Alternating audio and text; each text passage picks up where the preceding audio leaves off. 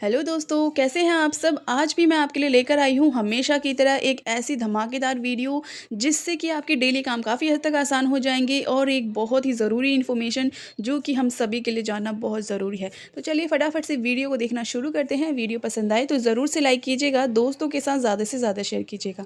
तो चलिए फटाफट से वीडियो को देखना शुरू करते हैं। तो यहाँ पर मेरी पहली टिप है घी के डब्बे को लेकर।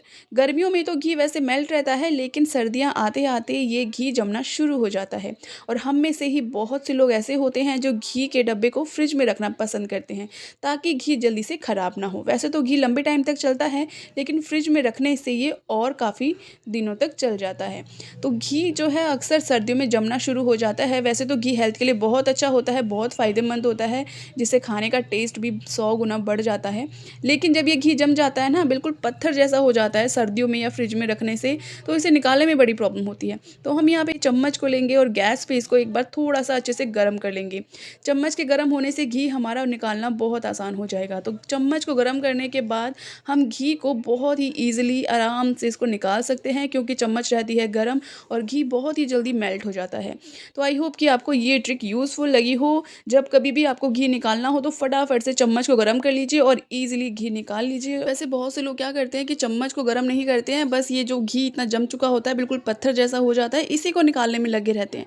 कुछ लोग होते हैं जो कि घी को अच्छे से निकालने के बाद एक कटोरी में रख लेते हैं और गर्म कर लेते हैं, लेकिन उससे ना बर्तन वगैरह अक्सर जल जाते हैं। तो यहाँ पर आपको चम्मच को बस थोड़ा सा गर्म करना है और घी को आराम से निकाल लेना है। अगली टिप मेरी है दवाइयों को लेकर। वैसे तो हम हर परेशानी के लिए दवाई खाते हैं, चाहे छोटी से छोटी प्रॉब्लम हो या फिर कोई बड़ी प्रॉब्लम हो, चाहे कोई छोटा सा सर में दर्द भी हो ना, तो हम दवाइयाँ खाना शुरू कर देते हैं। लेकिन मैं आपको एक ऐसी आज एक यूज़फुल टिप बताने वाली हूँ ना, जिससे आप दवाइयाँ लेना हो सकता है बंद भी कर दें। अच्छा, आपने कई लोगों को ना सौंफ खाते हुए देखा होगा। एक तो मुँह से स्मेल नहीं आती, और इसके अलावा इसके बहुत सारे बेनिफिट हैं जो कि हमको अक्सर पता नहीं होते। जैसे कि सौंफ डाइजेशन के लिए बहुत अच्छी होती है, आँखों की रोशनी के लिए बहुत अच्छी होती है, वज़न कम करने में भी बहुत फ़ायदा होता है। किसी को अगर अस्थमा की प्रॉब्लम है या सांस लेने में वैसी कोई दिक्कत होती है, तो सौंफ उसके लिए भी बहुत अच्छी और फ़ायदेमंद है। कोलेस्ट्रॉल को नियंत्रित करने में बहुत हेल्प करती है। सौंफ का इस्तेमाल करने से कफ यानी बलगम वगैरह जो है उससे भी निजात मिलती है। इसके अलावा ब्लड प्रेशर को भी ये कंट्रोल में करती है। अच्छी नींद के लिए भी सौंफ का आप यूज़ कर सकते हैं।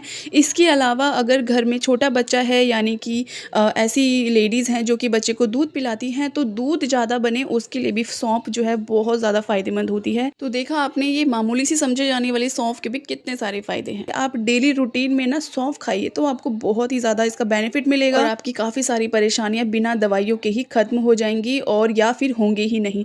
तो आई होप कि आपको ये टिप भी यूज़फुल लगी है।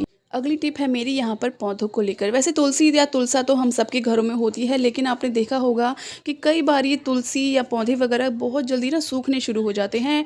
टाइम पर पानी देते हैं, सब कुछ करते हैं, लेकिन फिर भी ये सूखते हैं या फिर इनके पत्ते वगैरह कम हो जाते हैं।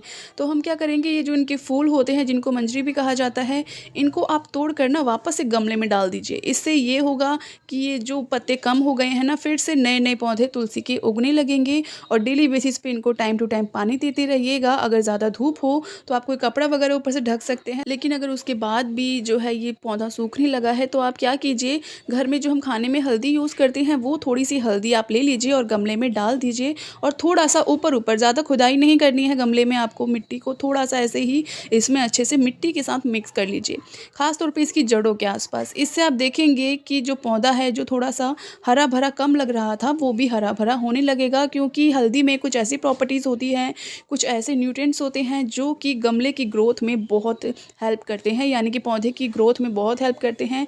और इससे तुलसी का पौधा भी बहुत अच्छा हो जाता है। तो अगर आपके साथ भी ऐसी कोई प्रॉब्लम हो तो आप इस ट्रिक का ज़रूर यूज़ करें और डेली बेसिस पर इसको पानी देते रहें। आई होप कि आपको ये ट्रिक भी यूज़फुल लगी है। अगली टिप मेरी बहुत ही ज़्यादा यूज़फुल है। अक्सर जब लेडीज़ वगैरह होती हैं, या फिर कई लेडीज़ ऐसी होती है ना जो कि जॉब वगैरह करती हैं, ऑफिस वगैरह जाती हैं, और उनको कोई ना कोई काम करना होता है।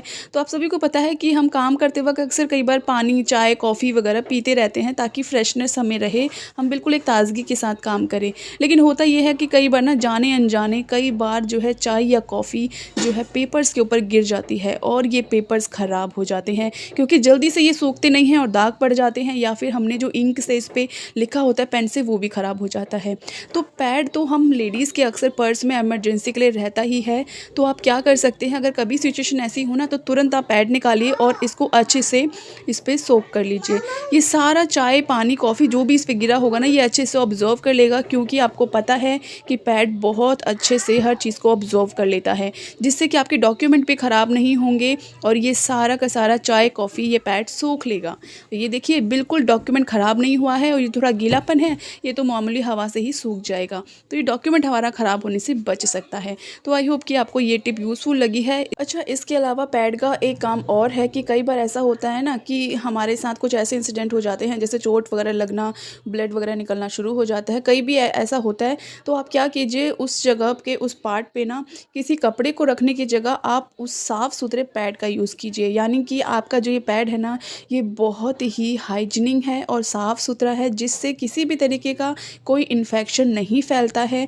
तो इस पैड का भी आप यूज़ कर सकते हैं। अगर आपके पास ऐसी सिचुएशन आ जाती है कि कई बार चोट वगैरह लग जाती है आपको या किसी को भी, तो आप इस पैड का यूज़ कर सकते हैं अगर आपके पास है तो। तो ये बिल्कुल सेफ़ है, आप इसका ईज़िली उस चोट या घाव पर यूज़ कर सकते हैं, लगा सकते हैं। तो आई होप कि आपको ये टिप भी यूज़फुल लगी है, और कभी भी ऐसे इमरजेंसी सिचुएशन हो तो इस टिप को ज़रूर फॉलो करें।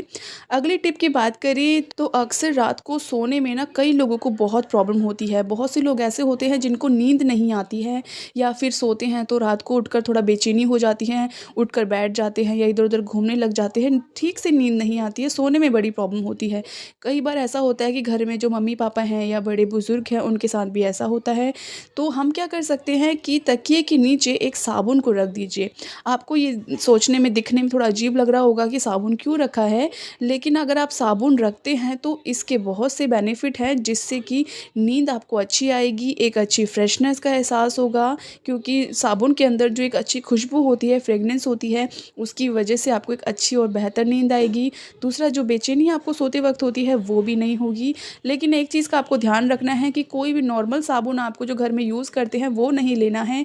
इसके लिए एक ख़ास साबुन होता है, लैवेंडर का जो साबुन होता है ना, लैवेंडर पौधे का, आप मार्केट से ले सकते हैं, केमिस्ट पे या फिर आपको नॉर्मल शॉप पे भी मिल जाएगा।